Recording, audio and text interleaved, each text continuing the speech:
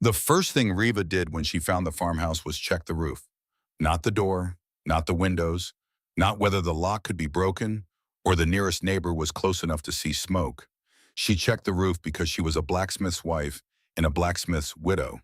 And she had learned before she could read that a bad roof killed families more slowly and more certainly than any blade ever had. She stood in the frozen mud of that November morning, Fen strapped to her chest in a leather wrap, Nola pressed against her left leg, and she tilted her head back and studied the slope of old wooden shingles with the same eyes she used to grade iron quality. Eyes that did not lie to themselves. Eyes trained since childhood to see things as they were, rather than as she needed them to be. The roof was bad, not catastrophic, not yet. But 2 or 3 more hard freezes, the kind that came to Harlan County in January like a debt collector who had finally gotten tired of waiting, and the whole eastern section would begin to sag, then split. Then the snow would find its way in, and after snow came rot, and after rot came collapse. And a collapsed roof in January in the Appalachian Mountains was not a problem. It was a death sentence written in wood and ice. Reva stood there for a long time, calculating. Then she went inside and started making a list of what she would need to fix it. She had not come to this particular valley by accident. That was the thing no one would understand later, when people tried to construct the story of how an orc widow ended up in a human farmer's house in the mountains of Tennessee. They would assume desperation. They would assume randomness. They would assume the kind of blind stumbling that grief produced in people who had lost their direction, along with their reason for having one. They would be wrong. Reva had known about the Weller farm for 3 years before she ever set foot on it. Her husband, Doran, had passed through this valley in the spring before the war began, following a trade route that took him from the eastern orc settlements down through the human territories to a market in Knoxville where orc metalwork fetched better prices than pride usually allowed anyone to admit. He had stopped at the Weller farm for water and stayed for 2 hours, talking with the old man who ranted about the properties of iron versus steel for agricultural tools, because old Caleb Weller was the kind of man who knew that conversation, and Duran was the kind of man who could not resist it.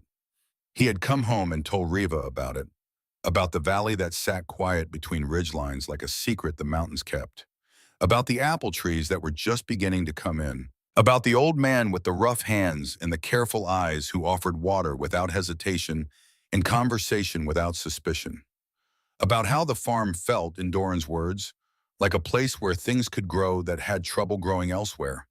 She had filed that information away the way she filed everything that might matter someday. Not expecting to need it, just keeping it, the way you kept good tools even when you had no immediate project, because good tools were never wasted. Then the war happened. Then Duran died. Then the orc settlement that had been her home for 15 years looked at her and told her, in the formal words and formal ceremony that tradition required, that she had 3 days to honor her husband properly, or she was no longer welcome among them. Honor him properly. That was the phrase they used. What they meant was die. What they meant was take the warrior's blade and follow Doran into whatever came after, because that was what orc widows of standing did, had always done, would always do, and Reva's refusal to do it was not merely personal cowardice. It was an insult to every widow who had come before her. It was a crack in the foundation of who they believed themselves to be. Reva looked at Fen, 8 weeks old, sleeping against her chest with the absolute trust that infants had before they learned that the world was not as reliable as the heartbeat they could hear through their mother's ribs. She looked at Nola, 6 years old at the time, already trying to hold her face the way Doran had taught her, the way orc warriors held their faces, still and certain and giving nothing away, and not quite succeeding because she was 6 years old and her father was dead, and the stillness kept cracking around the edges. And then Reva said no. No in the quiet, complete way that meant she had already thought through every consequence and made her peace with all of them. No the way a door closed when someone had finished leaving and was not coming back. No without anger, without apology, without the kind of performance that might have softened it for the people watching. Just no. They cast her out 4 days later, made it official with ceremony, because ceremony was how her people made things real, how they wrote their choices into the permanent record of who they were. She stood in the center of the gathering circle with Fen on her chest and Nola at her side, and let them do it. Let the words land. Let them mean what they meant. Then she picked up the pack she had already prepared, took Nola's hand, and started walking northwest. toward the valley Doran had described, toward the farm where things could grow that had trouble growing elsewhere. The roof took her 11 days. She worked in the mornings when the light was good and the temperature was merely brutal rather than dangerous. Fen stayed in a wooden cradle she had built from scrap timber in the barn, bundled in every piece of fabric she could layer around him, close enough that she could hear him if he woke, but sheltered from the worst of the wind. Nola helped with the lighter work, passing shingles up when Reva called for them, holding things steady, doing the small tasks that small hands could do with surprising precision when they belonged to a 7-year-old who had inherited her father's spatial intelligence and her mother's refusal to do anything halfway. They did not talk much while they worked. That was a habit they had developed in the weeks since leaving the settlement. The understanding that effort and silence could be a kind of conversation, that working beside someone was its own form of connection that did not require words to function.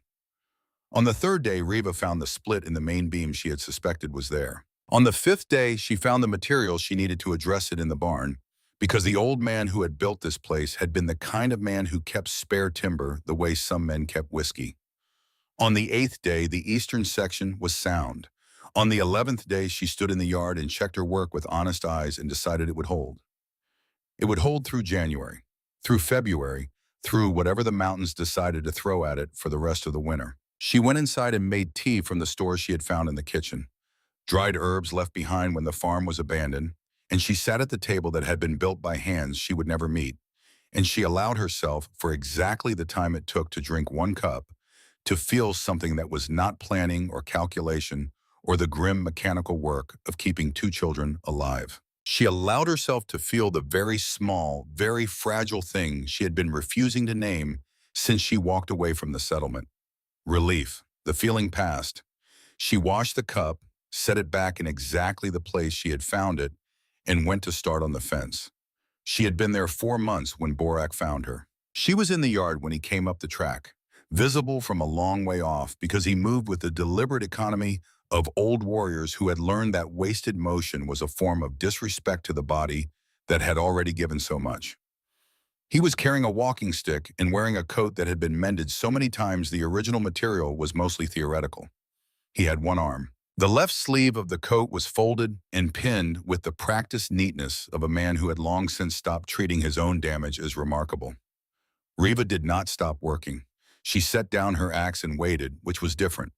Borak stopped at the edge of the yard and looked at her for a moment with the expression of someone genuinely surprised to find a thing still standing. "You fixed the fence," he said. "It needed fixing. You fixed the roof. It also needed fixing." He looked at the house, then at the garden plot she had expanded behind it, then at the barn where she had reorganized the stored tools into something approaching usefulness. "The soldier is coming back," Borak said. Reva was quiet. Word came down from the eastern road. Man named Harlan Weller survived the war, walking home, 3 days out, maybe 4. He studied her face with the patience of someone who had stopped being surprised by other people's composure. "I thought you should know." Reva picked up the axe and turned back to the wood she had been splitting.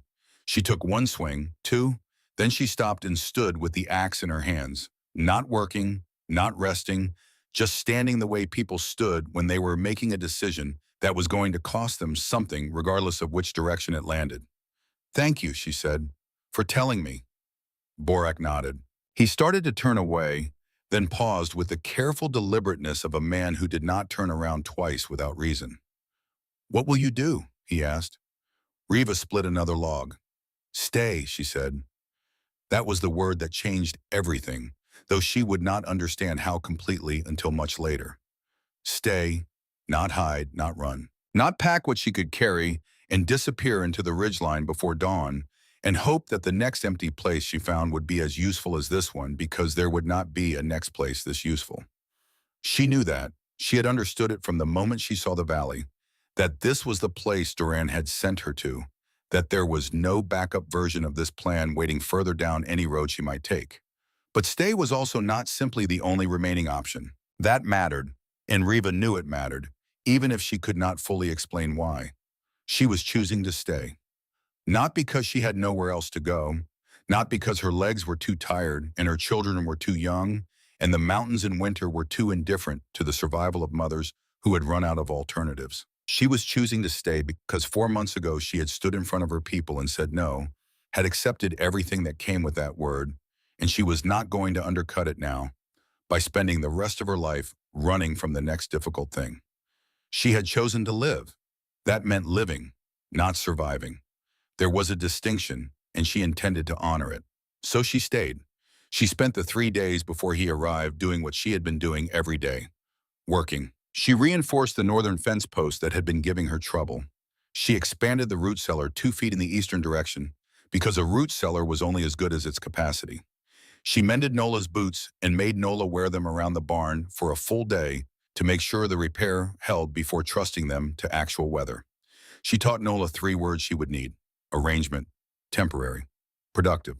She did not teach Nola what to say or how to behave. Nola would do what Nola did, which was observe everything, process it in ways that produced results adults found either charming or deeply unsettling, depending on their disposition, and speak the truth as she understood it without apparent awareness that truth was something people sometimes needed to be eased into gradually. There was nothing to be done about that. It was simply who Nola was. On the morning of the fourth day, Riva was at the door when she heard boots on the path. She had Fen on her left arm. Her right hand rested at her side, near but not on the blade at her hip, which was visible but not drawn. That was the precise physical statement she intended to make. She opened the door before he reached it. The first thing she noticed was how tired he was. Not the tired of a long walk, though that was there too. 3 days on rough roads, leaving its ordinary evidence in the set of his shoulders and the careful way he placed his feet. This was older tired, deeper. The kind that came from carrying weight that the body had agreed to take on, but the mind had never fully consented to. And the argument between the two had been going on long enough that everyone involved had forgotten what it had originally been about. He was tall for a human, broad in the way that farmers got broad, from actual work rather than the cultivated broadness that young men sometimes pursued as a form of decoration. His face was weathered past his age, which she estimated at 40, give or take 2 years, and he had a scar along his left jaw that had healed cleanly. His hand went to the sword at his hip when he saw her. Not a draw, just a touch. And then he stopped moving and looked at her with eyes that were working very hard to process a situation that appeared to have ambushed them entirely. She let him have a moment. "You are Harlan Weller," she said. Not a question. His mouth opened, stayed open. Found nothing to say and stayed that way anyway. "This is your house," she continued. "My name is Riva. I am Orc, widow, blacksmith. These are my children. We have been living here for 4 months. I fixed your roof, your fence, your chimney, and your root cellar. I have been hunting the eastern ridge for meat and using your stores carefully with accounting kept." She shifted Fen to her other arm. He made the contented sound of a well-fed baby being repositioned and went back to examining the middle distance with the profound interest infants brought to everything. "I am not asking for charity. I am proposing an arrangement." Harlan stared at her. Then he said very quietly, "This is my house." "Yes." "You've been living in my house." "Yes." "For 4 months." "Yes." She waited. "Would you like to come inside? It is cold. Decisions are worse when you are cold." He came inside. She made tea while he walked through his house. She tracked on his progress by sound, the particular silence of a man encountering familiar objects in unfamiliar arrangements, the slight pause when he found something she had moved or repaired, the longer pause near the eastern wall where she had shored up the foundation stones that had been settling, the very long pause upstairs where she heard him open the small bedroom and find his childhood, more or less intact, because she had made it a point of principle to leave that room as close to how she had found it as the cleaning required. He came downstairs and sat at the table. Nola was already there, occupying the chair she had claimed as hers on their first day by the simple method of sitting in it consistently until it became true. She was watching Harlan with the focused, unblinking attention she brought to subjects of genuine interest, augmented by a small tilt of her head that her father had done in exactly the same way when evaluating a new piece of metal. Riva set the tea in front of him. He looked at it for a moment, then picked it up and drank. "You added something," he said. "Honey and mint. Your store had both." "My mother planted the mint." Riva said nothing. She sat across from him, Fen in her lap and waited. You fixed the roof, Harlan said finally. It needed fixing. The whole eastern section. He looked at his tea. If that had gone another month, 3 weeks, she corrected. The next hard freeze would have been the last one. After that, the beam would have let go. She watched him absorb this. Your father built this house to last. The materials are good. It only needed attention. Harlan was quiet for a long time. He drank his tea. Nola continued to observe him with the patience of a 7-year-old who had decided this was worth waiting out. You could have left, he said eventually, when Barak told you I was coming. You could have taken what you could carry and been in the next county by morning. Yes. Why didn't you? Riva looked at him steadily. Because I am done running, she said. He went up to check the roof himself. She expected this. Men who had been in charge of things before the war went back to checking things themselves as a way of reestablishing their relationship with a world that had spent 3 years behaving in ways they had not authorized. She did not offer to come. She did not explain what he would find. She stood in the yard with Nola and waited, because the roof would say everything that needed saying better than she could. He was up there for a long time. When he came back down, his face had changed. Not dramatically. He was not a man who did things dramatically. But something in the set of his jaw had shifted. Something in how he held himself relative to her had rearranged. And Riva recognized the particular quality of that rearrangement because she had seen it before. In the faces of people who had come to a negotiation expecting one thing and found something considerably different. The beam, he said, I found it on day 3. You sistered it with timber from your barn. You had good stock. Your father was a careful man. Harlan looked at the roof for a long moment. Then he looked at her. This house would have been gone, he said. Not an accusation, just a fact, spoken with the weight of someone who understood what the fact contained. This was his father's house, his grandfather's labor in the foundation stones. The last thing that connected him to the people who had known him before the war turned him into whatever the war had turned him into. Yes, Riva said, you saved it. I needed shelter. The house needed saving. The arrangement worked for both of us. He looked at her for a long moment, trying to fit her into a category. She could see him trying. She had watched humans do this before, the urgent need to locate an orc woman in one of the available slots. Dangerous or pathetic or something to be managed, in the disorientation when none of the slots quite fit. I still need my house back, he said. I know, Riva replied. I am still proposing an arrangement. The arrangement, as she had laid it out in her mind during the 3 days of waiting, was simple. She would continue to maintain and improve the farm. She would use her skills as a blacksmith on tools and equipment that needed attention, and there was a significant backlog. She would contribute to provisions from hunting and from the garden she had already expanded. In return, she and her children would have shelter through the winter. In spring, they would renegotiate. It was a reasonable offer. She had constructed it to be reasonable because she understood that the first thing she needed to establish with this man was that she was capable of reason, that she was not a problem to be managed or a tragedy to be absorbed, but a person presenting terms. What she had not anticipated was Nola. On the first evening, Nola materialized at Harlan's elbow with the uncanny stealth that certain children developed when their survival had depended on not being noticed, and their curiosity had grown large enough to override their caution. You have a sad face, Nola announced. Harlan looked at her. I'm thinking. Sad thinking or regular thinking? What's the difference? Nola considered this with appropriate gravity. Regular thinking is when your face does math. Sad thinking is when your face does math but also looks like something hurts. Harlan stared at her for a moment. Then something shifted in his expression.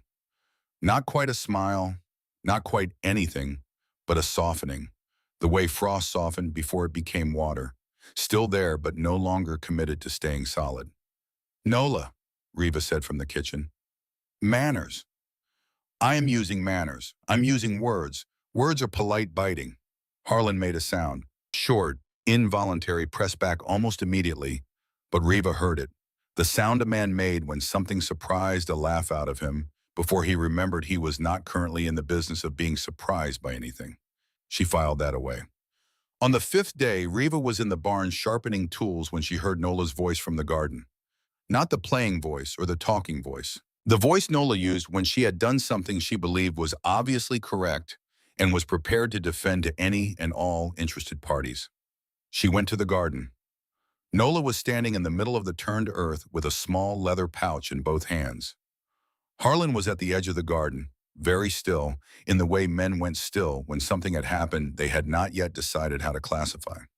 Reva recognized the pouch. She had found it under the mattress in the small upstairs bedroom on her second day in the house, had picked it up, felt the seeds shifting inside, set it back in exactly the place she had found it. There were things you did not touch, even when living in a space that was not yours.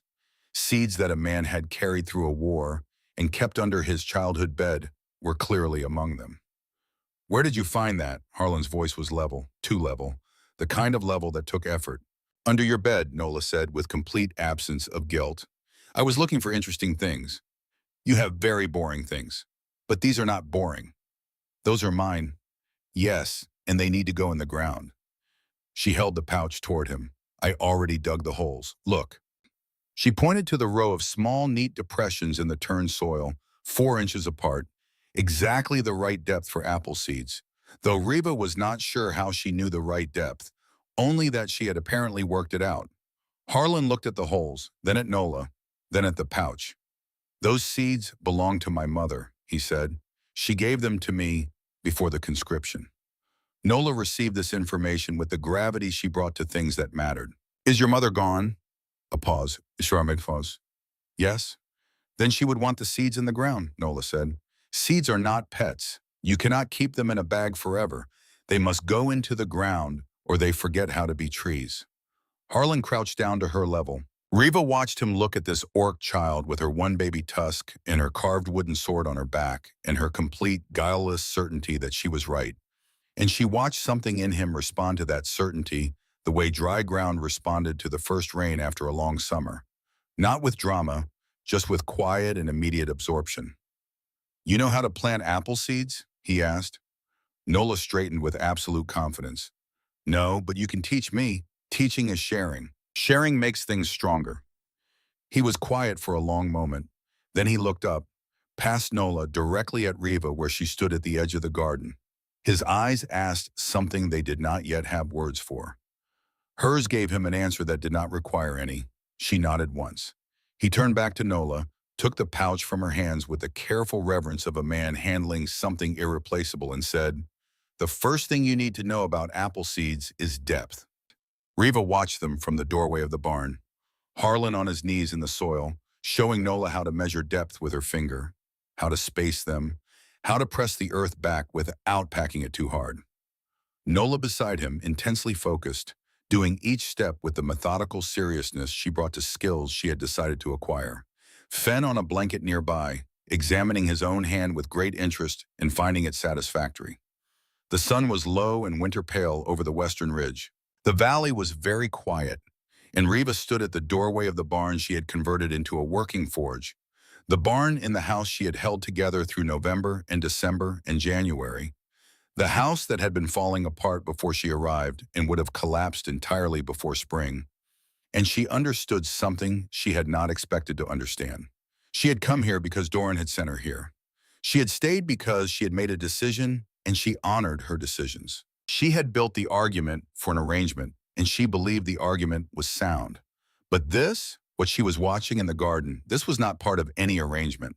This was something else. Something that did not have a name in any language she had been taught. But she recognized it the way you recognize something you had always known without ever having seen it directly. It was the thing that grew in the space between people when they stopped calculating and started simply being in the same place at the same time, doing the same ordinary, sacred work of keeping things alive. Nola pressed a seed into the earth. Harlan watched her do it.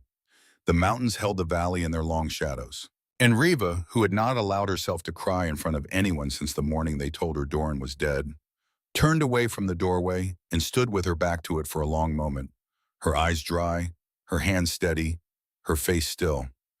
Then she went to put more wood on the fire. That evening, Harlan sat at the table after the children were asleep and looked at his hands for a long time.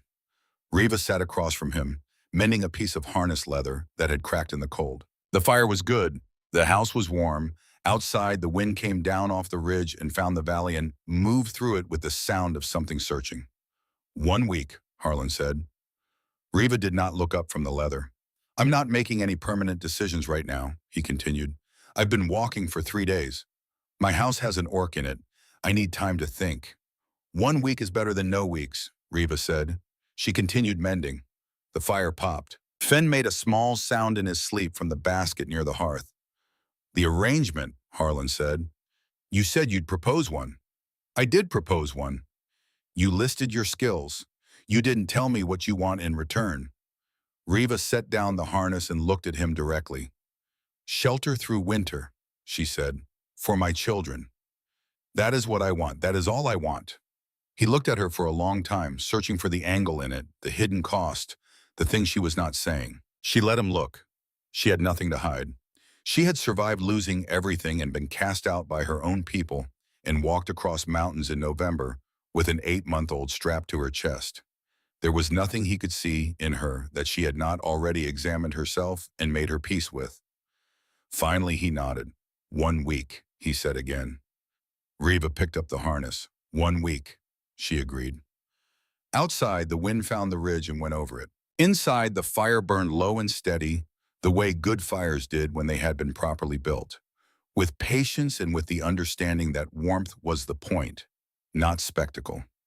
In the yard, beneath the January hard soil, 4 apple seeds sat at the depth Harlan Weller's mother had taught him, waiting for a spring that was still months away, waiting with the patience of things that knew, without being told that their only job was to endure until the conditions were right. That growth was not something you forced. You prepared the ground, you put the seed in, you tended what you could tend, and then you trusted the rest to time, the village found out on a Tuesday. Riva knew this because Nola told her, with the precision 7-year-olds brought to information they considered important, that the woman coming up the track was wearing her good coat, which meant she had dressed for visiting, which meant she had known she was coming before she came, which meant someone had told her, which meant it was no longer a secret. Nola had a gift for following chains of logic to their conclusions. Riva set down the piece of iron she had been working and wiped her hands on the leather apron she wore in the barn, which she had converted into a functional smithing space over the course of 2 weeks. The forge was modest, the tools were what she had brought and what she had found. But modest and functional were enough for the work that needed doing, and the work that needed doing on a farm that had been empty for 3 years was considerable. She heard Harlan's voice on the porch, then a woman's voice higher and faster, the particular cadence of controlled alarm, then a long pause, then Nola's voice, calm and informational, which meant Nola had inserted herself and was now explaining something with complete accuracy and zero awareness of its social complexity. Riva took off her apron and went to the door. The woman's name was Edna Marsh. She was 55 or thereabouts, with the face of someone who had spent decades mediating between what she believed and what she was willing to say out loud, the two things occupying different territories in her expression. She was holding a basket of bread with both hands the way people held things when they needed something to do with their hands, but had not yet decided what the situation required of the rest of them. She looked at Riva the way people looked at things they had been told about but had not yet processed into actual belief. That's, she started. Riva said, you're an orc. Yes, Edna looked at Harlan, who stood in the doorway with the expression of a man watching a situation develop and making a careful calculation about how much involvement was likely to improve or worsen it. Then she looked back at Riva, then at Nola, who stood slightly behind Riva's left leg, observing Edna with the focused attention she brought to new specimens. She has big fear, Nola observed. Her shoulders are doing the thing. Nola, Riva said, I am using words. Use fewer of them. Edna's mouth opened, closed. She looked at Harlan. What have you done? Made an arrangement, Harlan said. Come inside if you want to talk about it.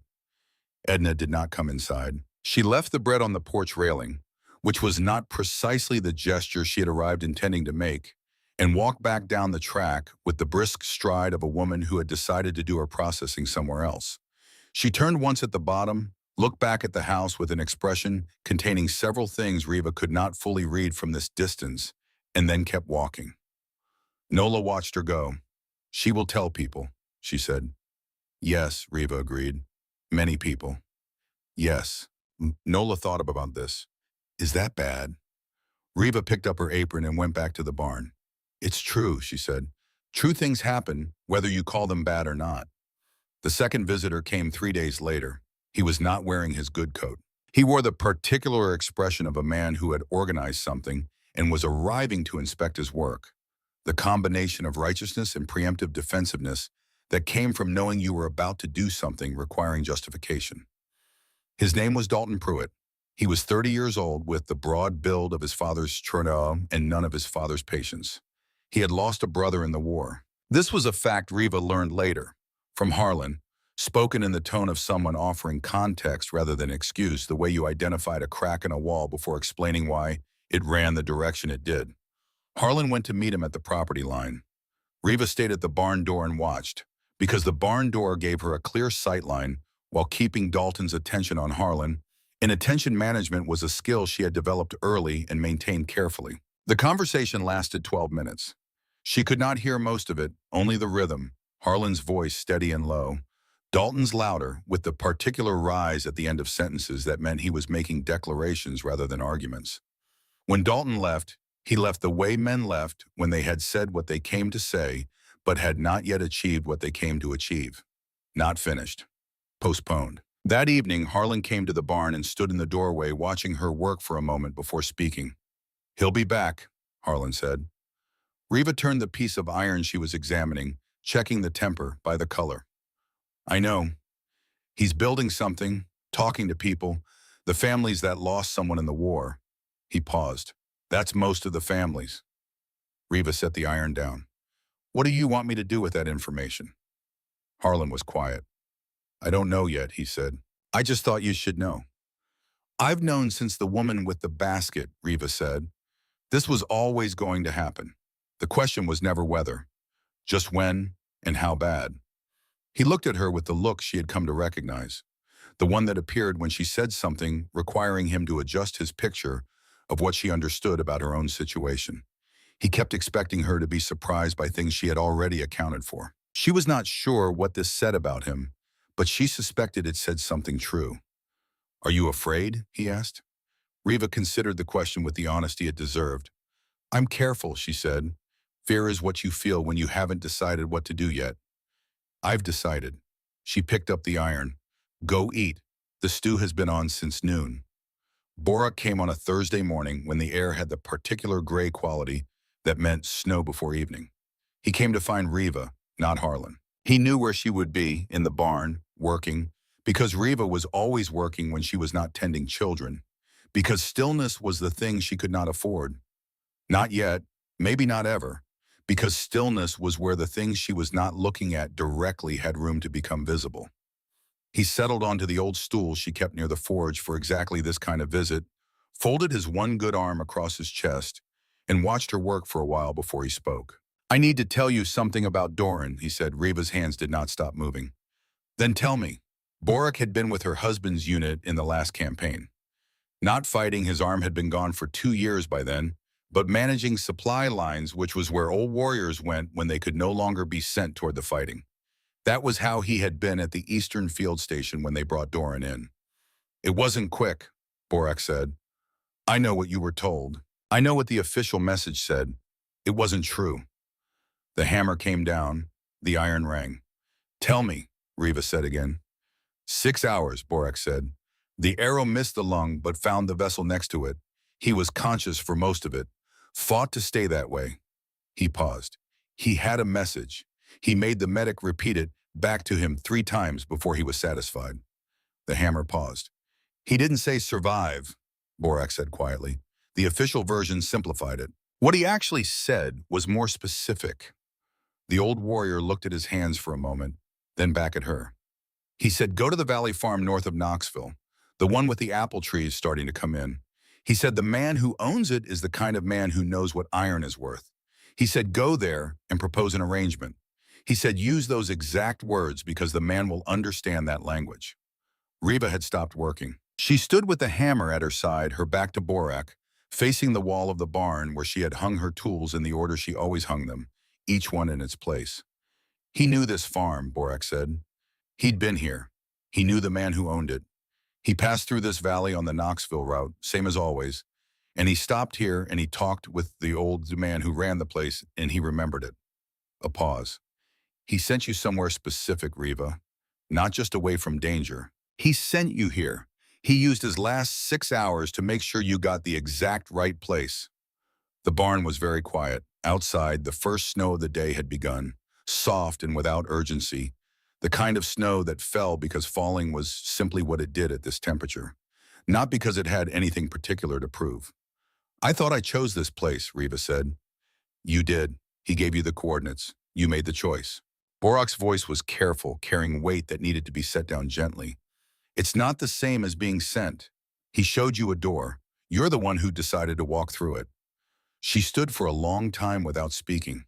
Then she set the hammer down on the bench very carefully in its exact place. She walked to the far end of the barn, to the corner where she kept her personal things in a wooden box she had made in the first week, to have something that was hers in a space that was borrowed. She crouched down with her back to the door, and she put her face in her hands. She made no sound. Borak sat on his stool and looked at the wall and gave her what she needed, which was the particular courtesy of a witness who looked away.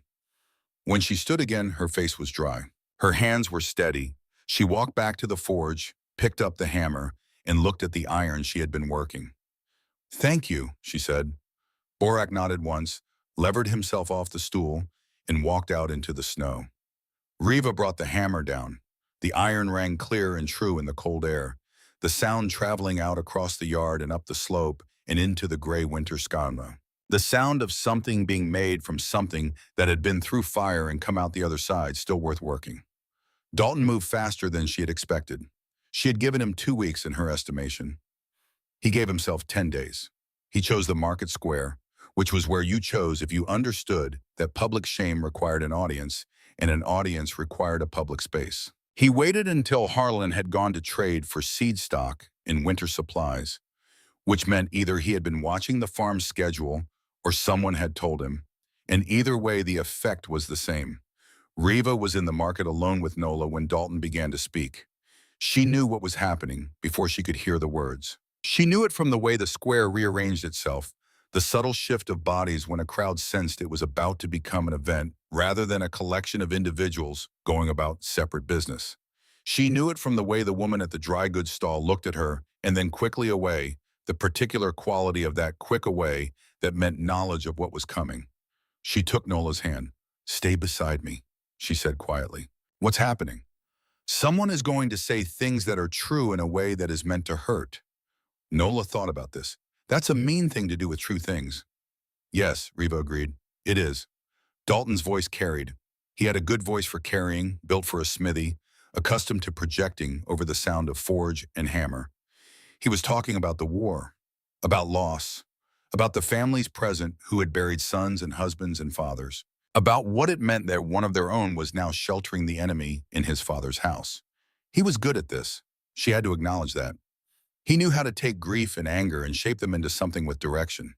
He understood his audience in the specific, granular way that only worked if you genuinely shared something with them. If the grief you were invoking was also your own, then he said her name. He said it the way you said a name when you wanted it to function as a verdict. Reva. He let it land. Orc widow, cast out by her own kind. A pause perfectly timed. Because even they didn't want her. Even her own people looked at what she is and said, not ours, not acceptable, not worthy of the dignity we give our dead. He turned to face her directly. The crowd shifted to accommodate this, creating the geometry of a public confrontation. The circle that was never quite a circle. The space that was never quite empty. She broke their tradition, Dalton said. Refused to honor her dead husband the way her people required. Called herself a widow and chose to keep living when living wasn't what was offered to her. He looked at the faces around him. And now she's in a human farmhouse in our valley, eating from our stores, sleeping under a roof that a human man died building. Ask yourself what that says about what she is. The square was very quiet. Riva felt Nola's hand tighten around hers. She looked at Dalton. She looked at the faces surrounding him, the grief and the fear and the anger that were real and legitimate in being handed a direction they had not chosen for themselves.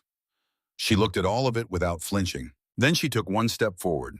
Dalton watched her with the attention of a man who has set something in motion and is now monitoring what it does. Yes, Riva said. Her voice was not loud. It did not need to be. The square was quiet enough that it carried to every corner. Everything he said about my tradition is true. My people have a law for widows of standing. I broke it. I was cast out formally with ceremony because that is how my people make things real. She looked at Dalton directly. I broke that law because I looked at my 8-week-old son and my 6-year-old daughter and I decided that their lives mattered more than my death. A pause. I would break it again tomorrow. I would break it 100 times. There is no version of that choice I would make differently.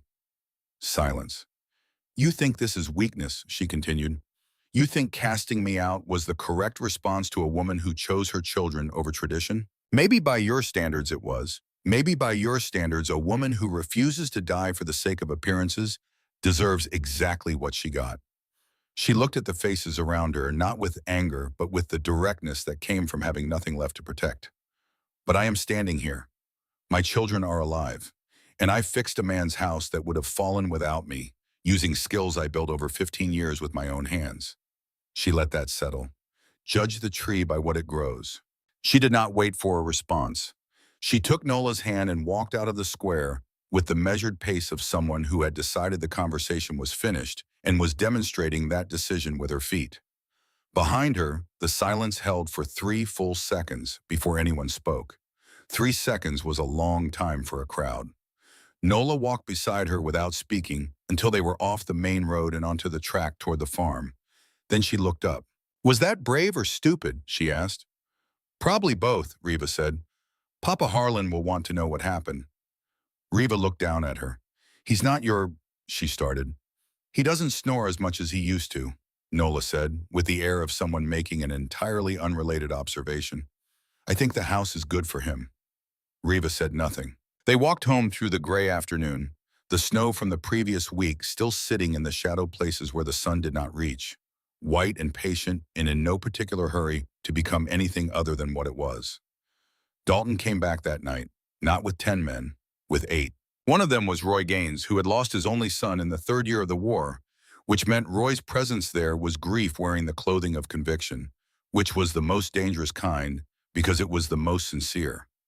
Harlan had come back from the market to find Riva cutting meat in the kitchen with the economical precision she brought to all physical tasks, and he had known from the quality of the cutting, too clean, too even, that something had happened. She told him about the market square in the flat, sequential way she delivered information she had already processed and filed. His face did several things in the course of her telling. When she finished, he sat at the table for a moment with his hands flat on the wood, the particular stillness of a man deciding. Then he stood up. Stay inside, he said. I will not, Riva said. He looked at her. I will not stay inside, she repeated, setting down the knife. This is not your fight to have on my behalf. I will stand beside you or I will stand alone, but I will not be the thing you protect that waits indoors. Harlan looked at her for a long moment. Then he said, all right. They left Nola with strict instructions to stay with Fen and lock the door, which Nola accepted with the seriousness she brought to tasks she understood were important, and they went to the porch together as the sound of boots came up the track. Dalton stopped at this property line. He was holding a lantern in his conviction and the righteous solidarity of 7 other men, and he arranged himself in the manner of someone who had come to deliver a message and expected it to be received. Harlan, he said, we need to talk. You're talking, Harlan said. Go ahead. Dalton looked at Riva. The lantern light worked against him, turning the angles of his righteousness into something less certain at the edges. You know why we're here, Dalton said. I know what you think gives you the right to be here, Harlan replied. That's different. The conversation began. Riva stood beside Harlan and let it develop, tracking the dynamics, watching the 8 faces behind Dalton, the ones who were committed and the ones who were present, because leaving would have been its own kind of statement. Roy Gaines stood with his hands at his sides and his jaw working slightly, trying to hold back something that wanted out. Then Dalton said her husband's name. He said it as an evidence, said it as proof, named Doran as a soldier of the enemy, a representative of the force that had taken lives from this valley. He said the name with the precision of a man who had done research and knew how to deploy what he had found. Reva felt something move through her chest, not grief, something sharper. Anger's more controlled cousin. She was about to speak when it happened. Harlan went still, not the stillness of decision, the wrong kind of stillness. The locked, absent stillness she had seen before in men who had been in war long enough for the war to install itself in their nervous system as a permanent resident. The kind that could be triggered by the right combination of darkness and confrontation and raised voices and the quality of threat that groups of men produced at night when they had convinced themselves they were in the right. His hand was at his sword. His eyes were somewhere else entirely. Dalton took a step forward. Reva moved. She stepped in front of Harlan, between him and the 8 men, and she stood there in the lantern light and let herself be seen. All of her. The height and the reach in the body that years of wearing armor had trained, still readable, still saying what it said to people who understood that language. The group stopped. She did not draw her blade. She put her hands at her sides, open and visible, and looked at Dalton with the eyes she used when assessing something she intended to understand completely before deciding what to do with it. "You named my husband," she said. Her voice was level but pitched for all of them. "I want you to know who you named." She kept her eyes on Dalton. Doran was a blacksmith before he was a soldier. He made tools, plows, hinges, the kind of work that did not end up in stories because it ended up in barns and fields where it quietly made things work better. She paused. He was a father who told his daughter that strength means protecting, not destroying. He was a man who passed through this valley once and remembered it as a place where things grew that had trouble growing elsewhere. Her voice stayed even. "He was my husband. He died because a war happened to us the same way it happened to you. He did not choose the war any more than your dead chose it." Silence. Then a voice from the back of the group, young, uncertain. "Her husband's name," said the voice. "Was it Doran? Doran of the Eastern Ridge settlements?"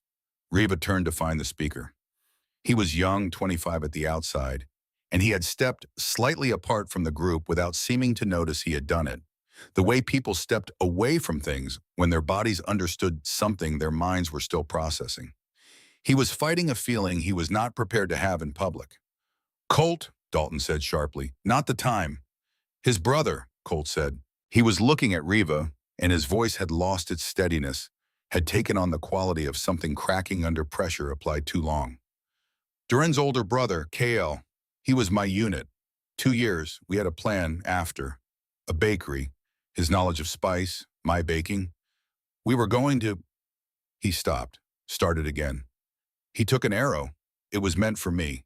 He stepped in front of it because he was that kind of person." And his last words were, his voice broke and he let it. He said, "Make the bread anyway. Prove that something good can come from all this terrible." The circle had gone somewhere it had not expected to go. Roy Gaines was looking at the ground. 2 of the men in the back had taken a half-step rearward, the kind of step you took when the situation had changed shape beneath your feet and you needed a moment to find your balance. Dalton's face was doing the complicated work of a man whose argument had encountered the specific kind of counter-evidence that arguments had no good response to. The human particular. The face, the name, the arrow taken for a friend. "This isn't what we came here to do," Colt said. He looked at the group, then at Dalton, then at Reva, and in his face was the exhausted clarity of someone who had been carrying something heavy long enough to understand that putting it down was not the same as losing it. "We came here to intimidate a woman and her children. That's what this is." He turned and walked back toward the village. One man followed, then another. Roy Gaines stood a moment longer, looking at the middle distance where the things you could not say lived when you did not have language for them yet. Then he looked at Reva. He did not speak, but something in his face shifted. Not forgiveness, not acceptance. Something earlier than both of those. Something that was only the beginning of a longer process that might take years and might not arrive anywhere recognizable. He turned and walked away. 3 men remained with Dalton, then 2, then 1, then none. Dalton was alone at the property line, holding his lantern and the wreckage of the evening's architecture. He looked at Reva, then at Harlan, who had come back to himself during Colt's speech and was standing beside her again, present and quiet. "This isn't finished," Dalton said. "Yes, it is," Harlan replied. "You just haven't caught up yet." Dalton left without another word. They stood on the porch for a while after, in the cold dark, not speaking. Inside, Fenn made a small sound and went back to sleep. The lantern Dalton had carried was visible on the track for a while, getting smaller, and then it was not. "You stepped in front of me," Harlan said. "You were somewhere else, I know." He was quiet. "It happens. When the dark and the—" He stopped. "I know." "I know you know," Reva said. "I wasn't judging it." He looked at her in the dark, and she looked back, and neither of them said what was in the space between them, because neither of them was ready for it yet. But it was there. The thing that was not an arrangement and not a calculation and not the logical result of sharing a farmhouse through a hard winter. The thing that had been growing quietly and without permission. The way things grew when you gave them the right conditions and stopped watching them too closely. "Come inside," Reva said. "It's cold." They went inside. Reva put more wood on the fire and sat at the table and looked at her hands. The hands that had built a forge and mended a roof and held a hammer and stood in a market square and stepped between a man and a crowd. And she thought about Doran sending her here. Thought about him knowing this valley, knowing the quality of the man who owned this farm, trusting that specific knowledge with the last coherent hours of his life. She thought about the seeds in the ground. She thought about what grew when you stopped running. Outside, the wind came down off the ridge, and the valley held its breath the way it did before snow, quiet and anticipatory, full of the particular promise of things that had not yet arrived but were certainly on their way. Harlan sat down across from her. Between them, the fire burned without drama, without spectacle, with only the steady, patient work of making warmth from what it had been given. That, Reva thought, was enough. The silence that followed was not peace. Reva knew the difference. Peace was what happened when people had worked through something and come out the other side changed. What settled over Harlan County in the days after the confrontation was closer to exhaustion, the particular quiet of a crowd that had been pointed at something and then lost its momentum, and was now standing in the field it had charged into, wondering how it had gotten there and how far the walk home was going to be. She did not mistake exhaustion for resolution, but she understood that exhaustion had its uses. It bought time. Time was the one resource that could not be forged or hunted or traded for, that could only be accumulated by surviving long enough to have more of it. She went back to work. December came down off the ridge like it meant business. The temperature dropped 12 degrees in 2 days, the kind of drop that made the air feel structural, like something you could push against. The farm contracted around its own warmth, windows frosting at the edges, the barn requiring 3 times the kindling to bring the forge up to working temperature. Reva started earlier. She ended later. The rhythm of the work expanded to fill the time that darkness and cold made available, which was considerable. Harlan split wood every morning until there was enough wood and then kept splitting, because splitting wood was one of the things the body could do when the mind needed to be somewhere else. Reva watched this without comment. She understood the principle. She applied it differently, with hammer and iron rather than axe and timber, but the mechanism was the same. The work was real, the fatigue was real, and the physical reality of both pushed back against the things inside that had no physical form, and therefore could not be addressed by ordinary means. They developed a pattern without discussing it. She was in the barn before dawn. He had coffee ready when she came in at mid-morning. She made supper. He cleaned up after. These were not agreements. They were the sediment of shared days, the way two people's habits gradually accommodated each other, neither one dramatically yielding, just slowly finding the shape that worked. Nola noticed everything. She noticed that Harlan had stopped sleeping through supper. She noticed that Reva had begun leaving the forge door open in the afternoon, so the warmth carried into the yard. She noticed that when Harlan told a story at the table, which he was beginning to do occasionally, careful stories, short ones about his father or the farm or the countryside before the war, Reva's hands slowed their work without stopping, which was Reva's version of leaning forward. Nola filed all of this in the place she kept things that mattered. She said nothing about it. She was 7 years old, not simple. The armor came off slowly. It had been happening for weeks before Reva fully acknowledged it to herself. The process had no ceremony, no decision points she could identify afterward. It was more like erosion, the kind that happened to riverbanks, where the water did not announce its intentions, just kept moving in the same direction until one day you looked and the shape of things was different from what it had been. First, the pauldrons. She took them off one evening in late November because the right one had been digging into her shoulder during forge work and she was tired of compensating. She put them on the shelf in the barn and told herself she would get back to them. She did not get back to them. Then the bracers. One morning she simply did not put them on, and the day passed without requiring them. And so the next morning she did not put them on either. The chess piece lasted longest. That was the one she had worn every day since leaving the settlement, had slept in for the first 3 weeks at the farm before the roof was sound enough to make the house warm enough to make sleep without armor something other than recklessness. The chess piece was not merely protection. It was posture. It was the physical statement she made to the world about what she was and what she was prepared to encounter. A warrior, in readiness, with nothing assumed safe. She took it off on a Tuesday morning in December. There was no event that prompted it. She simply stood in the barn in the early dark, holding it, and understood that it had become a lie she was telling with her body. She was not a warrior in readiness. She was a mother making iron fittings for a fence that needed them. She was a woman who had been in this valley for 5 months and had made a forge and mended a roof and planted apple seeds and stood in a market square and faced down 8 men at a property line and was still here.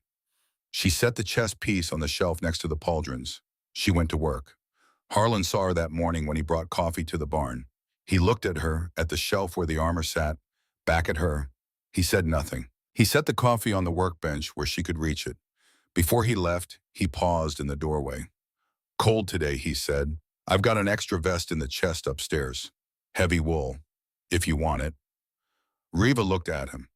"Thank you," she said. He nodded and left, and the door swung closed behind him, and Reva stood at her forge in the heavy quiet of early morning and breathed in the smell of coal and iron and the particular cold timber smell of a barn that had been well kept for decades. And she allowed herself for a moment to simply be in the place she was, not calculating the next step, not accounting for the next risk. Just here, in this barn, on this farm, in this valley with the work in front of her and the coffee cooling on the bench and the winter pressing down on the roof she had fixed with her own hands. She picked up the coffee, drank it, went back to work. Fen learned to walk in January. He had been working toward it for weeks, experimenting with standing and swaying and lowering himself back to the ground with enormous dignity when the standing did not hold. He would pull himself up on chair legs, on Nola's patient arms, on the edge of the hearth when he could reach it, and he would stand there for 3 seconds, or 5 or once, an improbable 11, and then sit back down and examine the floor as though it had personally failed him. He took his first steps on a Thursday evening in January, in the kitchen, with Reva and Nola and Harlan all present because they were always all present at supper. That was the nature of a small farmhouse in a hard winter. He was aiming for Harlan. This was the part Reva watched with the face she used when processing something she was not ready to respond to yet. Fen had been watching Harlan for weeks with the focused, analytic attention infants brought to things they had decided were interesting and worth understanding. Harlan had responded to this attention with a cautious warmth, the kind that built up gradually in a person who had been surprised by a feeling and was not certain he had permission to have it. 4 steps, lurching, ecstatic, completely committed. Harlan caught him with both hands and held him up, and Fen made the sound that was his laugh, enormous relative to his size, and grabbed Harlan's face with both fists with the proprietary confidence of someone who had arrived at a destination and was confirming it was as good as advertised. "Wawa," Fen said. It was the name he had been practicing. He had not explained this practice to anyone, had simply been quietly working on it the way he worked on everything, with persistence and without ceremony. "Wawa," Fen said again, firmly, in case the first time had not been sufficiently clear.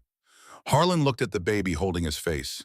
Something moved across his expression that he did not try to stop or manage. Something that had been waiting a long time and had apparently decided tonight was the night, regardless of whether it had been given clearance. "Yeah," Harlan said quietly. "Okay." Nola looked at her mother. Reva was looking at the table, at her hands flat on the wood. Her jaw was set, Her eyes were dry. She was doing the thing she did with feelings that arrived larger than the space available, which was to hold them carefully until she was somewhere private enough to set them down. She met Nola's eyes. Nola looked at her with the clear, steady gaze of a child who understood exactly what was happening and had decided to let it happen without commentary. For once. Edna Marsh came to the farm on a Saturday morning in February. She came the same way she had come the first time, up the track with a basket, wearing her good coat. But this time she stopped at the porch instead of the property line, and she set the bread on the railing with her eyes on the middle distance, managing the gap between having rehearsed coming and not having rehearsed staying. She was gone before Reva came to the door. The bread was still warm. She left bread every Saturday after that. Never knocked, never stayed. Just the bread on the railing in the early morning before the farm was fully awake. Reva began timing her mornings around it, not to intercept Edna, who clearly required the distance as a condition of the gesture, but simply to bring the bread in before the coal got to it. Small gestures were not small. Reva had learned this long before the war, had it confirmed by the war, and was having it confirmed again now by a 55-year-old woman who expressed the beginning of a change of heart through baked goods left on a porch railing without a word spoken. She accepted the gesture for what it was. Not friendship yet, not forgiveness. There was nothing to forgive, which was its own complexity. Something earlier and more tentative, the first movement of a door that had been closed in a direction it had not previously moved. That was enough. Pastor Hale arrived on a Tuesday with his Bible under his arm, and almost as an afterthought, a primer for reading. He came ostensibly to pray, which Reva neither encouraged nor discouraged, having no strong feelings about human religious practice and a practical understanding that spiritual men who arrived at farmhouses regularly were a form of social legitimacy she had no interest in refusing. He prayed with Harlan quietly, without performance, and then stayed for coffee and somehow ended up at the table with Nola, who had extracted the primer from under his arm with the casual efficiency of a child who saw something she wanted and understood that the direct approach was faster. "You can read?" Pastor Hale asked. "Some," Nola said. "Mama taught me Orc script. I want to learn the other one." He looked at her for a moment. Then he opened the primer to the first page. By the third visit, Nola was reading sentences. By the fifth, she was correcting his pace because he read aloud too slowly for her processing speed. By the seventh, she had read ahead and had questions about chapters they had not reached yet, which Pastor Hale answered with the particular pleasure of an educator encountering a mind that genuinely outpaced the curriculum. "She's remarkable," he told Harlan quietly one evening before leaving. "She knows it," Harlan said. "Most remarkable people do." He paused at the door, pulling on his coat. "The village is talking less. I don't want to overstate it, but the noise has gotten quieter." "Dalton?" "He hasn't organized anything since that night. He goes to the market. He does his work. He doesn't speak about this place." A pause. Men who are reconsidering something often go quiet first. It's how you can tell the reconsideration is real. He left into the February cold, and Harlan stood in the doorway watching him go, and Reva stood in the kitchen doorway watching Harlan, and neither of them said anything about what the pastor had said, but it moved through the house the way warmth moved through a well-made structure, quietly from the source, reaching every room eventually. Dalton came back in March. He came alone, which was the first difference. He came in daylight, which was the second. He came to the barn door and stopped there, not entering, which was a form of asking permission that Reva noted because it was new. She set down her hammer and looked at him.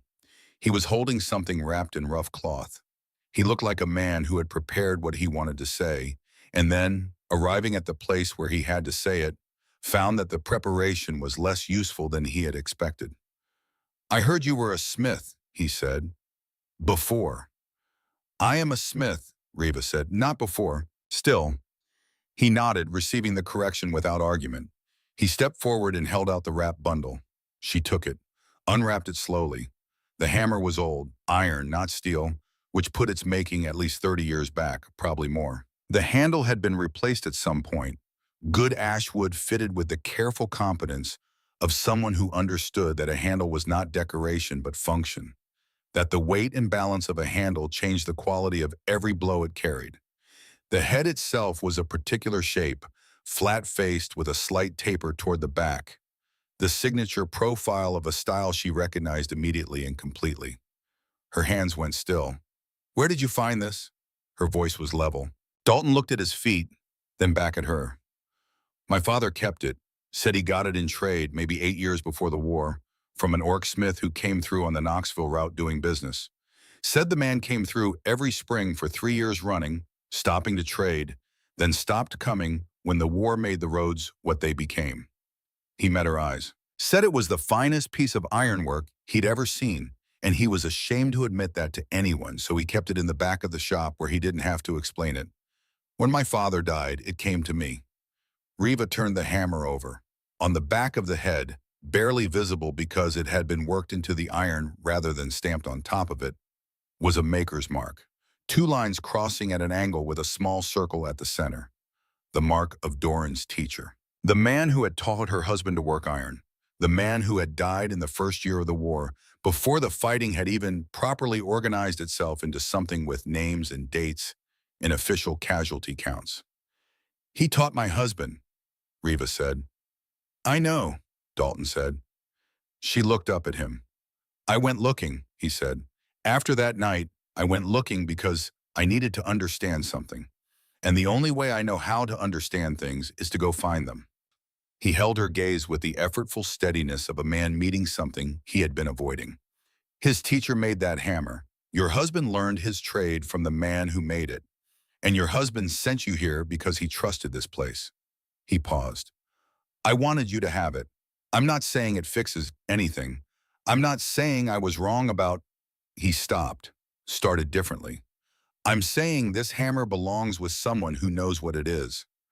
Riva held the hammer for a long moment. It was heavier than modern work.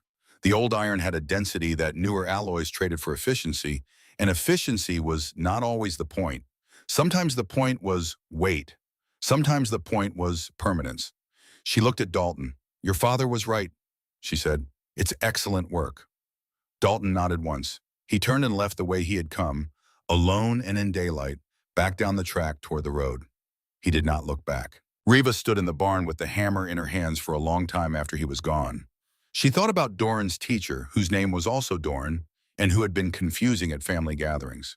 She thought about the chain of making, the teacher teaching the student teaching the next, the knowledge passing forward the way seeds pass forward, through hands and seasons and years and loss, arriving eventually in places the original maker never imagined. She hung the hammer on the wall of the barn, in the place of highest visibility, where she would see it every morning when she started work. Then she picked up her own hammer and went back to the iron that was waiting. Spring came to Harlan County the way it always did in the mountains, not as an arrival, but as a gradual accumulation of evidence. First, the cold became merely sharp instead of punishing. Then the days started ending later, the light stretching out over the western ridge with what felt like reluctance to leave. Then the mud came, which was a sign of warmth only if you were looking at it correctly, which required a disposition toward optimism that the winter had made difficult but not impossible. Then the first crocus in the yard, which Nola found on a Thursday morning and reported with the urgency of significant news. Riva was in the kitchen when Nola came in, and she followed her daughter out to the yard and stood looking at the small purple insistence of a crocus that had pushed up through soil frozen for 4 months. Not interested in anyone's opinion about whether this was advisable. She felt something shift in her chest, not dramatically, just the quiet, tectonic shift of something that had been held in a particular position for a long time, being released to find its natural resting place. Nola found the apple shoots on a Saturday morning in early April. She came into the house at a speed that was just below running, because she had learned that running inside was a rule that would be enforced regardless of the quality of the news being delivered, and stopped in the kitchen doorway with both hands pressed against the frame, vibrating with information that could not wait. "The trees," she said. Riva looked up from the bread she was making. "Harlan's trees," Nola said. "The apple trees. They have leaves." They went out together, all 4 of them, Riva and Harlan and Nola and Fen, on Riva's hip, and stood in the garden in the April morning and looked at the 3 small apple saplings bearing their first leaves. The leaves were small, pale green, almost translucent. The tentative green of things not yet certain the world had made sufficient promises. But they were real. They were there. 4 months in frozen ground, and the seeds had done what seeds did, which was wait with a patience that made human patience look like impulsiveness, and then grow. Nola crouched down beside the nearest one and studied it with the serious attention she brought to things that confirmed her theories. I told you, she said, to the sapling, not to them. You told it? Harlan asked. I talk to them sometimes. When I come out in the morning, Mama says talking to plants is eccentric. So she looked up at Riva. I looked up eccentric. It means interesting but unusual. I don't mind being that. Fen from Riva's hip leaned toward the sapling with the aggressive curiosity he brought to all natural phenomena, clearly intending to investigate it with his mouth. No, Riva said. Fen looked at her with the expression he used when deciding whether something was a rule or a suggestion. No, she said again. He subsided but maintained his assessment. Harlan crouched beside Nola and looked at the sapling. In his face was something Riva had been watching develop since November, something absent when he arrived. When his face had the quality of a landscape after a hard season, everything stripped back to the structural, nothing soft left on the surface because soft things had not survived. That quality was still there in the deeper lines, in the places where the war had written things that would not fully erase. But something had come back around it. Something that looked, from the outside, like a man remembering that he was still capable of being surprised by small good things. Years before they give fruit, he said. Years before, Riva agreed. He looked up at her. We'll still be here. It was not a question. It was a statement, and it was also something else. Something that had been waiting since the night of the confrontation and the cold months after. Something that had been growing in the same patient way the seeds had been growing. Underground and invisible and persistent. Riva looked at him steadily. Yes, she said, we will. Pastor Hale came on a Thursday evening 3 weeks into April. He came with a different quality about him, the particular quality of a man carrying formal news, which required a different posture than the pastoral visits, a certain careful deliberateness in how he sat and where he put his hands. He accepted coffee and declined to drink it for several minutes, organizing what he had to say before releasing it. 2 families, he said finally. Orc, widows, both, with children. They've been living in the hills south of the county all winter, in conditions that, he paused. They heard about this farm, about what's been built here. They've sent word through Borak asking if there's a possibility of settling near the village. Harlan looked at Riva. The village council has discussed it, Pastor Hale continued. There's no consensus.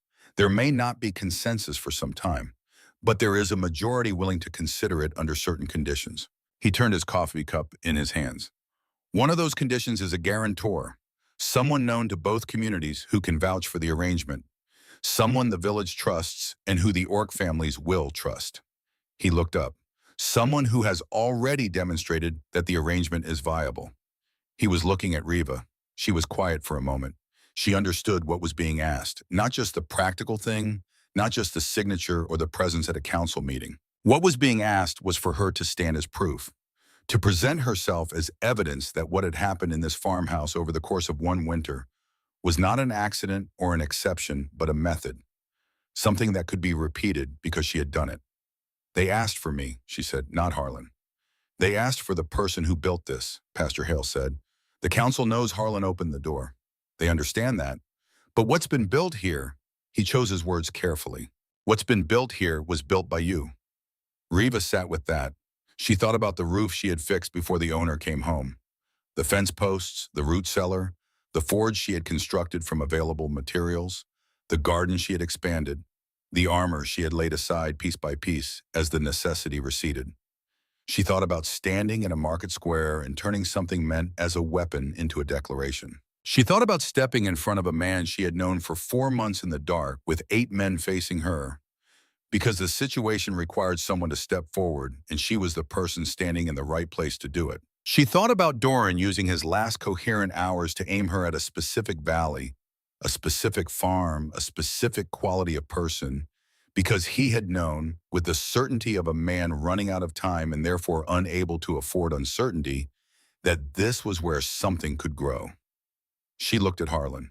He was watching her with the face he used when he was being careful not to influence something that needed to be decided without him. "They are not asking you to decide for me," he said quietly. "I know that. I'm not asking either." She knew. That was not what this moment was. She turned back to Pastor Hale. "Tell the council I will speak at the meeting," she said. "Tell the families they are not being offered charity. They are being offered an arrangement. There will be terms, and the terms will be clear, and the work will be real." She paused. "And tell them that this valley has enough room for what they need to build." Pastor Hale looked at her for a moment with the expression of a man who had been a pastor long enough to recognize a specific quality of a moment that would be described differently by different people, but meant the same thing regardless. He drank his coffee. "I'll tell them," he said. That evening, after Pastor Hale had gone and the children were in bed, Reva came downstairs to find Harlan at the table with something in his hands, a small carved figure. Two hands holding each other, one larger and one smaller. The carving was old, worn smooth from handling. He had made it as a child, he had told her once. The story coming out in the gradual way his stories came out, piece by piece over evenings, in shared silences. His mother had kept it on the mantel. He had taken it with him to the war in his coat pocket, the way soldiers took small things that connected them to the life they were trying to get back to. He set it on the mantel above the fireplace. Reva looked at it there, small and plain and worn and completely itself. "I had it in my pack," Harlan said. "Kept meaning to put it up, kept—" He stopped, kept not being sure it was right yet. She understood what he meant by right, not aesthetically. The rightness of timing, of a thing being placed in its correct context. The way tools hung in a workshop had to have the right work happening around them before the placement meant what it was supposed to mean.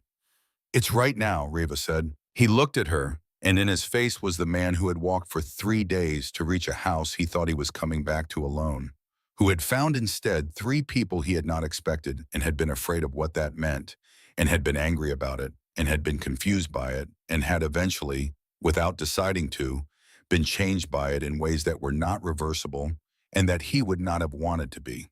"Yeah," he said, "it's right now." In the morning, Nola found the carving. She stood before the mantel and studied it with both hands behind her back, the posture she adopted when forming an opinion and not wanting her hands to accidentally interfere with the process. "What is this?" she asked. "Something I made when I was young," Harlan said. 2 hands together. Nola considered this seriously. "How many people?" "2." She looked at him. "We are 4." "We are," he agreed. She stood there for another moment, thinking. Then she went to the corner where she kept her things, her wooden sword, the primer she had borrowed from Pastor Hale and not returned, the small collection of objects she had determined were interesting enough to keep, and she retrieved a piece of wood she had been working on for several weeks. She had not explained what she was making. She had simply worked on it in the evenings with the small knife Harlan had given her for her birthday, which had been celebrated in January with a cake Edna Marsh had left on the porch on the correct Saturday, timing that was either coincidence or the result of more communication between people than anyone had admitted to. She set the carving on the mantel beside Harlan's. It was 4 hands, rough, imprecise, proportions that answered to Nola's vision rather than any external standard. One hand considerably larger than the others, but recognizably 4 hands, recognizably together. "Now it's complete," Nola said. "Now it's a real family symbol." Reva looked at the 2 carvings side by side on the mantel. The old one, worn smooth by decades of handling, and the new one, rough and immediate and absolutely certain of itself. She thought about Orc tradition, about family carvings passed through generations, about the objects that held connection across time. She thought about Doran's hands, the specific weight and texture of them, the calluses from 20 years of smithing, the gentleness that lived inside all that strength when he put those hands on his children's faces. She thought about how strange it was that love did not diminish when it was extended, that making room for something new did not require evacuating something old, that the people we carried with us could coexist with the people we walked beside, and the two did not compete but completed. She reached out and adjusted the 2 carvings so they stood perfectly aligned, the old and the new, facing the same direction. "In Orc tradition," she said quietly, Family carvings are passed down through generations. They are the promise that connection continues beyond death. Harlan looked at her. Then that's what these are, he said. She held his gaze. That's what these are, she agreed. The evening came down soft over the valley. The kind of evening that April produced in the mountains when winter had finally finished its argument and spring had arrived to say what it had to say. The light lasting longer than it had a right to, going gold and then rose, and then the particular blue that was not quite dark but was no longer day, the color of in-between things, the color of change. Riva and Harlan sat on the porch. Inside, Nola was singing. She had learned a song from Barak on his last visit, something about orc warriors who chose peace over war and built a valley where no fighting happened, and she had adapted it the way she adapted everything she encountered, adding verses, changing words, making it her own without losing what it had originally been. The melody came through the door warm and clear, still a child's voice, but already developing the particular resonance that voices develop when they had learned to carry weight. Fen had fallen asleep in Harlan's arms, because that was the word for it now, and they had all arrived at it without ceremony or announcement, the way true things arrived when you stopped insisting on deciding them. He had been taken inside and put to bed, and the porch was quiet except for the song and the sound of the spring evening. Frogs in the low ground and a whippoorwill somewhere on the ridge and the soft movement of new leaves in the apple trees. You know what I thought, Harlan said, when I came up the track and saw the smoke from the chimney. What? I thought someone had squatted in my father's house. I thought I'd have to deal with it. I was already tired and I thought, he paused. I thought I didn't have anything left for a problem. You didn't, Riva said, not then. He looked at her. No, but you weren't a problem. I was a problem, she said, not without warmth. I was a considerable problem. You were a problem that came with solutions. He turned back to the valley, to the last light sitting on the ridgeline. I didn't know the difference at first. Most people don't. They sat in the comfortable silence of people who had learned each other's silences, who knew which ones needed filling and which ones were better left alone. The song inside moved through another verse. The whippoorwill called and was answered from a different direction. 2 more families, Harlan said. 2 more. The valley can hold them. Yes, Riva said, it can. He was quiet for a moment. After the council meeting? She looked at him, and in the last light of the April evening, she could see the question underneath the question. The one that was not about council meetings or orc families or the practical logistics of expanding a community. The one that had been sitting in the air between them since the night on the porch in December. Since the morning she came downstairs without her armor. Since the evening Fen had walked 4 steps and arrived at a destination. After the council meeting, Riva said, I'll come home. The words sat between them in the evening air, in the particular quality of that hour when the day had finished and the night had not yet fully arrived. Simple and irreversible and true. Harlan nodded once. The nod of a man who had received something he had not quite let himself expect and was now making room for it. Inside, Nola finished her song, a moment of silence. Then Fen's voice, small and decisive, demanding another. And Nola, because she was who she was, began again. 2 years later, the valley had 17 families. The apple trees were taller than Nola now, which she found personally offensive and mentioned regularly. Fen was 3 and spoke in complete sentences and had strong opinions about everything, which surprised no one who knew his mother or his sister. The community that had grown up in the valley between the ridges had the rough, provisional quality of things built by people making them up as they went, which was also the quality of things that lasted. Riva stood in the morning light of an October day and looked at what the valley had become. The forge smoke rose from the barn. The apple trees stood in the garden, bearing their 2nd year of fruit now, small still and tart, but more of it than last year, and better, the way things improved when they had time and tending, and the patience of people who understood that growth could not be rushed into becoming what it was not yet ready to be. Nola was inside teaching 3 children to read, 2 human and 1 orc, conducting the lesson with the pedagogical confidence of someone who had long since concluded that having learned something and being qualified to teach it were essentially the same thing. Fenwilmau was in the yard building something out of stones, applying the structural logic of a child who had grown up watching a blacksmith work and a farmer build.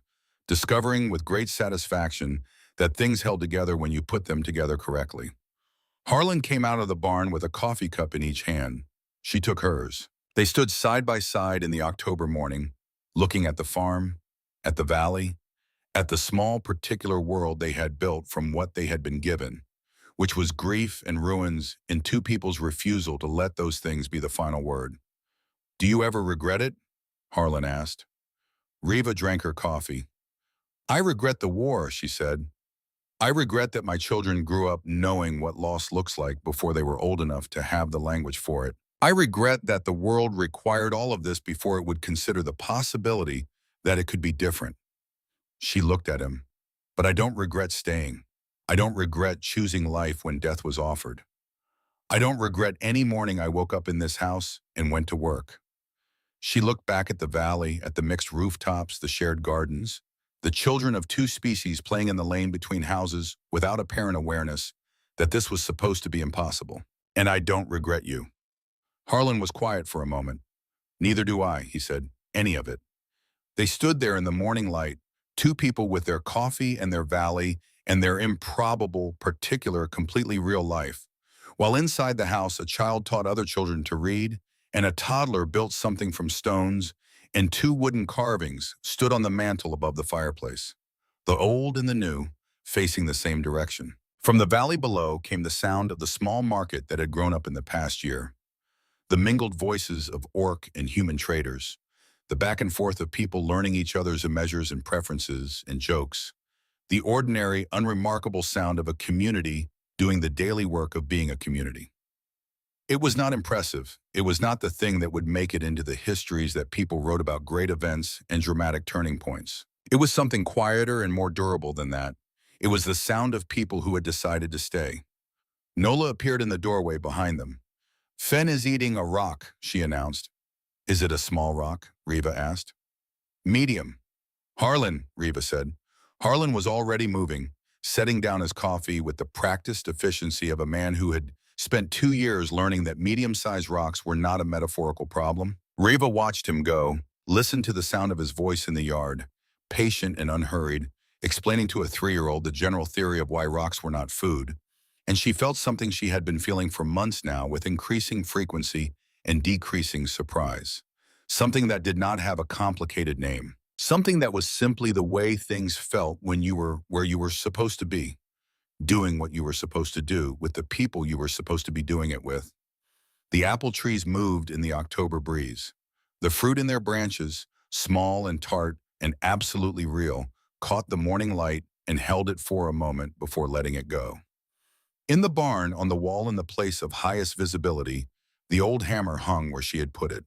Doran's teacher's work carried across years and hands and the distance between a world before the war and whatever this world was becoming. Every morning she saw it when she started work. Every morning it said the same thing, not in words but in the particular eloquence of excellent iron made by someone who understood that the point of making things was not the making itself but the using, the passing forward, the long chain of hands through which a good tool traveled on its way to becoming part of something that outlasted everyone who had ever held it. She set down her coffee cup.